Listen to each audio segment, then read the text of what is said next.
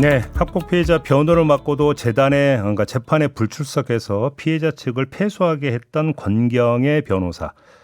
이게 문제가 되자 그러니까 1년에 3천만 원씩 3년 동안 9천만 원을 지급하겠다는 각서까지 썼지만 재판 과정에서 무효라는 취지의 답변서를 냈다라는 소식 어제 전해드렸는데요. 자, 그 피해 당사자죠. 고 박주원 양의 어머니 이기철 씨 전화로 만나보겠습니다. 나와 계시죠? 네, 나와 있습니다. 예, 오랜만에 인사드리네요, 어머님. 네, 그 총 9천만 원을 지급하겠다고 이제 직접 썼었잖아요, 각서를 권경의 변호사가. 네. 그런데 언론에 기사화하지 않는 조건이었는데 언론에 보도가 됐으니까 무효다 이렇게 주장을 했다는데 혹시 각서에 이런 언론에 보도되지 않는다라는 조건이 혹시 각서 내용에 들어가 있습니까? 제가 지금 각서를 들고 있는데요. 네, 그대로 읽어보겠습니다. 예. 각서, 이기철님 기하. 이기철님의 박주원 사건과 관련한 본인의 책임에 대하여 가로 열고 기일 2회 불출석으로 항소치하 가로 닫고 2003년 말까지 3천만 원, 2004년 말까지 3천만 원, 2005년 말까지 3천만 원을 지급합니다. 2023년 3월 31일 권경의 변호사 도장꽝. 이게 답니다. 그게 각서 내용의 전부입니까? 네. 그러면 이거는 예. 법원에도 지금 증거 자료도 제출이 되어 있는 내용이에요. 근데 왜 각서에도 없는 걸 왜 이렇게 갑자기 주장하고 나섰는지가 궁금한데 일단 그 전에 이 각서 내용도 그냥 권경의 변호사가 일방적으로 써서 제시했던 거 아니었나요? 그때? 3월 31일 날 만났을 때 예. 자기가 불출석으로 해서 소가 취하됐다라고 얘기를 했을 때 예. 도대체 어떻게 된 거냐? 뭘 하다가 이런 일이 벌어진 거냐? 예. 그럼 우리는 이제는 앞으로 어떻게 해야 되는 거냐? 예. 이 학폭 소송은 어떻게 구제를 받아야 되는 거냐? 예. 당연히 구제받아야 되는 거 아니냐?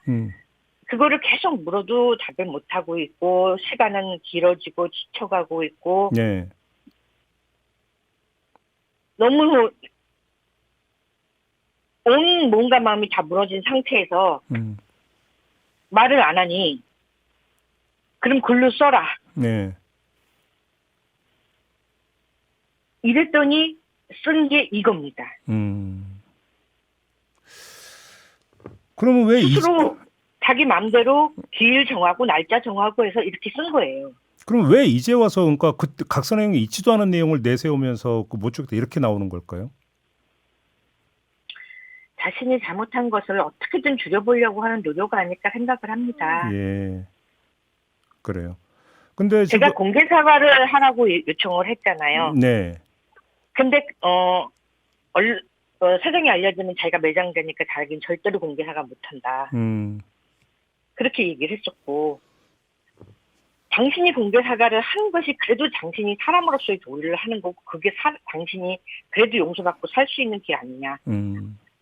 앞으로 다른 타 방송에 방송까지도 주원이 사건이 잡혀 있는 상황이었고 네. 그것까지도 알고 있었고 거기 작가님하고도 통화까지 한 상황이었어요. 아, 그때. 예, 그것이 알고 싶다라는 예. 그런 상황인데 이게 어떻게 안 알려져요? 그러니까요. 그런데도 자기는 공개사과 못한다. 그래서 제가 당신이 왜 그렇게 끝까지 공개사과 못하겠다 그러면 나는 내가 얘기할 수밖에 없다. 그리고 헤어졌어요. 저기 어머님이 조금 전에 읽어주신 각서 내용에 따르면 2023년 말에 3천만 원, 2024년 말에 3천만 원을 지급을 했어야 되는 거잖아요, 권경의 변호사가. 일단 이것뿐만이 아니라 본인이 받은 수임료도 토해냈어야 하는 거죠. 근데 그것도 지금 안 하고 있는 거잖아요. 일원 한 장 보낸 적이 없습니까, 그러면? 네. 근데 이번 서면에 예. 수임료, 인지대 송달료 그것도 자기는 반환을 인정 못한대요. 아, 그것도? 네. 그 이유도 역시 똑같은 이유를 댄 겁니까, 그러면? 그 이유는 제가 원해서 소송을 한 거기 때문에 자기는 그거 반환 인정 못한대요. 그래요? 근데 어떤 소송이 변호사가 우겨서 하는 소송이 있습니까? 의뢰인이 요청을 해서 소송을 하죠. 그렇죠. 알겠습니다. 이게 이제 문제가 돼가지고 변호사협회에서 권경애 변호사에게 자격정지 1년의 징계 처분을 내렸잖아요. 그리고 이제 이 징계 기간이 끝난 걸로 알고 있는데 지금 추가 징계를 요청을 하셨어요. 그런데 변협이 기각을 했다는 소식이 전해졌는데 일단 추가 징계를 요청하신 이유가 뭘까요, 어머님? 항소심을 준비를 하면서 새로운 변호사님을 선임을 했고 네. 그 변호사님이 7년간의 기록을 다 상세히 살폈습니다. 근데 그 내용에는 그걸 살피면서 저한테 설명을 하나하나 조목조목 해주셨는데 네. 불출석과 이 취하된 거를 숨기고 있었던 것뿐만이 아니라 네. 1심 소송에서부터 네. 켜켜이 잘못된 것들이 무수하게 나와 있는 거예요. 예를 들면 어떤 행위들이 있었는데요? 예를 들면 중요한 것이 첫 소장을 썼을 때 유적인 재위자료 5억을 청구를 하고 네. 주원이 당사자에 대한 손해배상 금액은 넣지도 않은 거예요. 근데 그거는 변호사로서 민법이나 민사소송법을 공부를 한 사람은 변호사로서는 도저히 있을 수 없는 잘못을 저지른 건데 예. 이거를 소송 기록을 살펴보니까 본인도 그거를 나중에서야 자각을 했던 모양인가 봐요.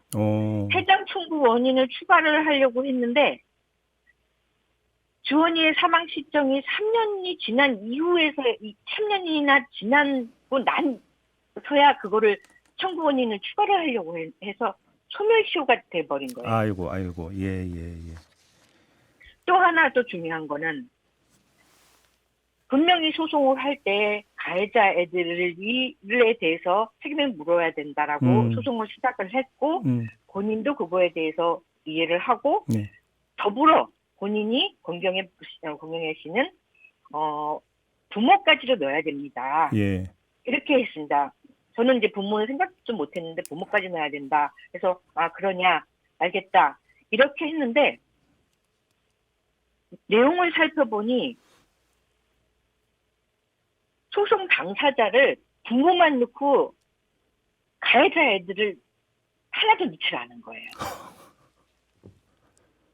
그러니 당사자 상대 측에서 반박을 하고 판사님이 그거에 대해서 당사자에 대해서 제대로 하라고 얘기를 하고 그렇게 잘못을 드러나면은 그다음 재판에 안 나가고. 정리를 하면 그러니까 지금 이 징계의 추가 사유가 확인이 됐으니까 추가의 징계가 필요하다 이런 취지였던 거잖아요. 근데 변협은 왜 이걸 안 받아들인 걸까요, 그러면?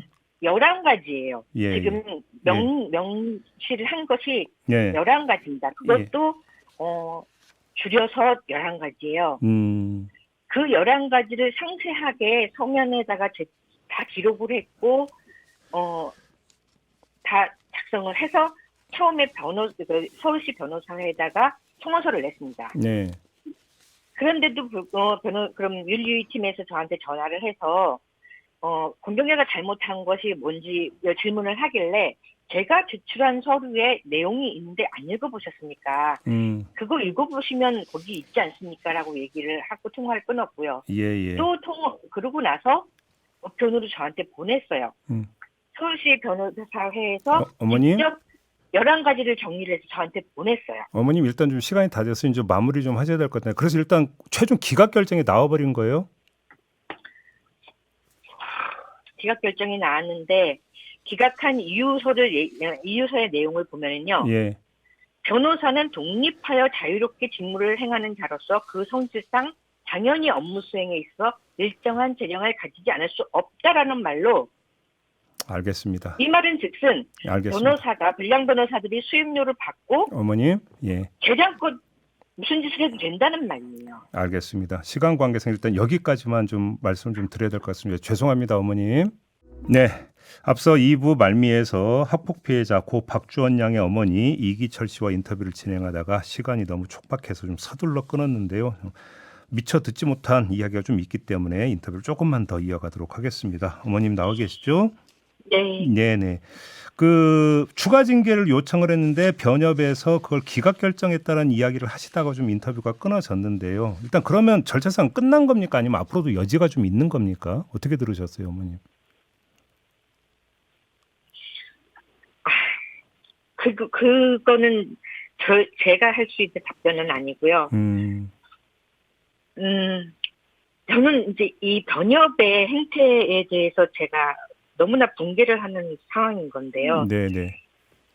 이 이유서에 제가 증거를 제출하지 않았고 음, 변호사가 재량껏 할 수 있는 게 권한이라고 얘기를 하고 있는데 네. 대체 변호사가 소장을 이렇게 황당하게 쓰고 음, 청구 원인도 제대로 안 하고 3년이나 소멸을 시효를 만료를 시켜버리고 피고를 특정하는 것도 엉뚱하게 해놓고 3년을 도래를 해버리고 이런 잘못을 하고 나서는 또 출석 안 하고 그런 짓을 하고 저한테는 숨기고 자기 혼자 그러고 있었던 짓을 한 게 어떻게 변호사의 재량이고 자율적인 직무 행하는 자입니까? 알겠습니다. 어머니 그 권경애 변호사 이제 직무정지 1년 징계가 내려진 게 2023년 8월이었고 그러면 작년 8월로 일단 징계는 끝났는데 혹시 그 뒤에 권경애 변호사가 변호사 활동을 하고 있대요? 어떻게 들으셨어요, 어머님? 그거는 제가 전혀 알 수도 없는 거고요. 예. 일단은 그 항소심 서면을 제가 24년 8월 21일에 냈습니다. 예. 그리고 이제 25년 1월 16일 날 첫 변론 기일이었는데 그때까지도 검경회 측에서는 서면도 제출을 안 했어요. 그러다 보니 첫 재판이 그냥 숙행으로 돼버린 거예요. 예. 서면도 제출 안 하고 있으니 재판정에서 얘기가 나눠지는 게 없지 않습니까? 그렇죠. 그리고 두 번째 재판이 지금 내일 4월 17일 3시에 지금 잡혀 있는데 1월 달에 그렇게 해놓고서는 4월 17일을 앞둔 바로 2주 전에 서면을 제출을 했는데 그 서면 내용에 자기는 수임료도 인정 못한다. 각서도 인정 못한다. 그런 네. 소리를 한 거예요. 알겠습니다. 마지막으로 꼭 이 자리를 빌어서 꼭 전하고 싶은 말씀, 하신 말씀이 있을까요?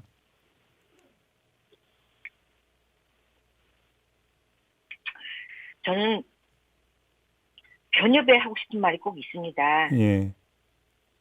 변협이 스스로 자정 능력이 있는 단체라면 피해 입은 사람을 이렇게 짓밟아서는 안 되는 거잖아요. 증거라고 얘기를 하는데 증거를 제가 제출한 게 없다라고 얘기를 하는데 네. 7년간의 소송 기록 그 내용이 증거입니다. 그거를 보면은 이 사람이 순간순간에 어떤 짓을 했는지 고스란히 있는데 증거를 제가 제출하지 않았대요. 왜 이런 짓을 계속해서 반복을 하는 거냐는 거예요. 알겠습니다. 그 변협의 전화는 그 말씀을 좀 마지막으로 듣고요. 어머님과 인터뷰를 좀 이렇게 마무리해야 될 것 같습니다. 말씀 잘 들었습니다. 고맙습니다. 네. 네, 고 박주원 양의 어머니 이기철 씨와 함께했습니다.